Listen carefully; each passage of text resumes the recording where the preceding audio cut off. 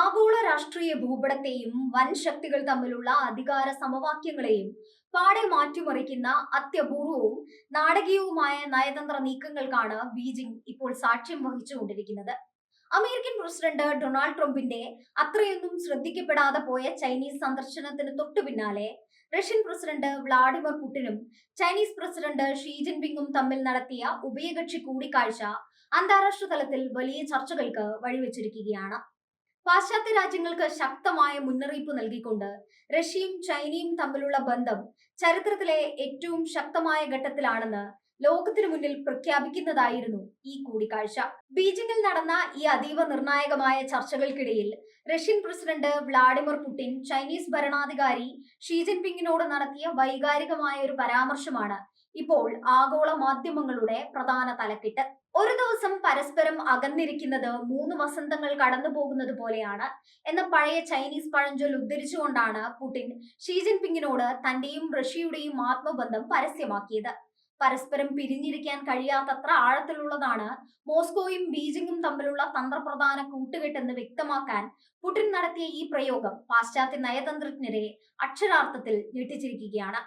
American president Donald ട്രംപിന്റെ Chinese സന്ദർശനം തികച്ചും തണുപ്പൻ പ്രതികരണങ്ങളോടെയും കാര്യമായ നേട്ടങ്ങളൊന്നുമില്ലാതെയും അവസാനിച്ചതിന് തൊട്ടു പിന്നാലെയാണ് പുടിൻ ബീജിംഗിൽ എത്തിയത് എന്നത് ഈ കൂടിക്കാഴ്ചയുടെ രാഷ്ട്രീയ പ്രാധാന്യം ഇരട്ടിയാക്കുന്നു.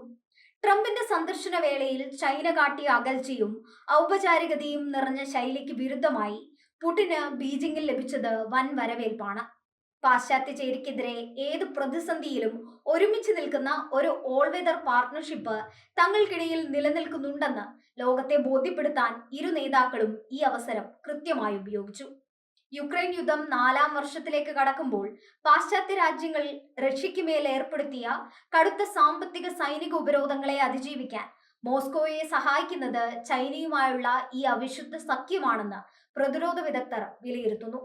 അമേരിക്കയുടെയും നാറ്റോ സഖ്യത്തിന്റെയും ഭീഷണികളെ ഒറ്റയ്ക്ക് നേരിടുന്നതിനേക്കാൾ തങ്ങളുടെ സംയുക്ത ശക്തി ഉപയോഗിച്ച് പാശ്ചാത്യ മേധാവിത്വത്തെ വെല്ലുവിളിക്കുക എന്ന തന്ത്രമാണ് പുടിനും ഷീ ജിൻപിങ്ങും നടപ്പിലാക്കുന്നത്. പുടിന്റെ വാക്കുകളിലെ ഈ അമിത സൗഹൃദം കേവലം ഒരു നയതന്ത്ര മര്യാദ മാത്രമല്ല, മറിച്ച് വരാനിരിക്കുന്ന വലിയൊരു ആഗോള ചേരിതിരിവിന്റെ പ്രഖ്യാപനമാണ്. അമേരിക്കൻ വിദേശ നയങ്ങൾക്കും ഡൊണാൾഡ് ട്രംപിന്റെ ഭീഷണികൾക്കും തങ്ങൾ വഴങ്ങില്ലെന്ന ശക്തമായ സന്ദേശമാണ് ബീജിംഗിൽ നിന്നും പുറത്തു വരുന്നത്.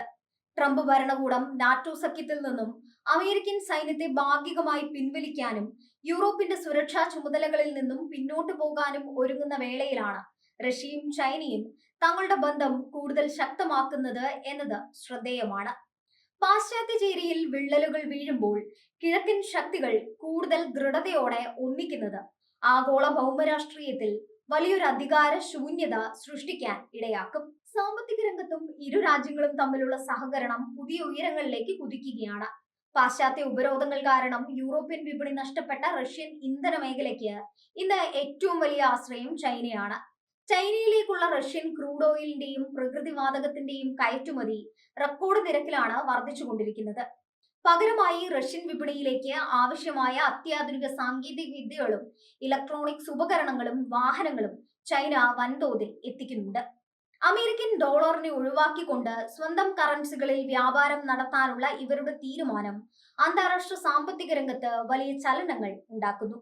സൈനിക രംഗത്തും ഈ റഷ്യ ചൈന അച്ചുതണ്ട് മുൻപത്തെക്കാളും സജീവമാണ്.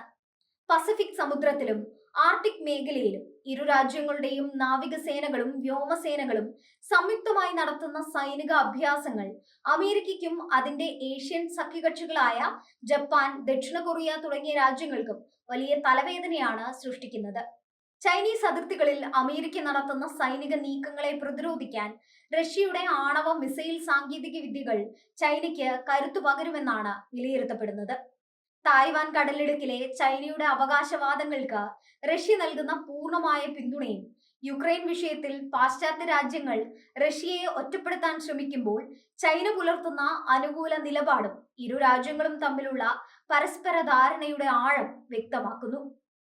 ഐക്യരാഷ്ട്രസഭയുടെ സുരക്ഷാ കൗൺസിലിൽ ഉൾപ്പെടെ പാശ്ചാത്യ പ്രമേയങ്ങളെ ഒരുമിച്ച് വീറ്റോ ചെയ്ത് പരാജയപ്പെടുത്തുന്നതിൽ മോസ്കോയും ബീജിംഗും കാട്ടുന്ന ഐക്യം അമേരിക്കൻ നയതന്ത്രജ്ഞരെ പലപ്പോഴും പ്രതിരോധത്തിലാക്കിയിട്ടുണ്ട്. ട്രംപിന്റെ അമേരിക്ക ഫസ്റ്റ് നയത്തെ നേരിടാൻ റഷ്യ ചൈന ഒന്നാണ് എന്ന തന്ത്രമാണ് ഇവർ പയറ്റുന്നത്.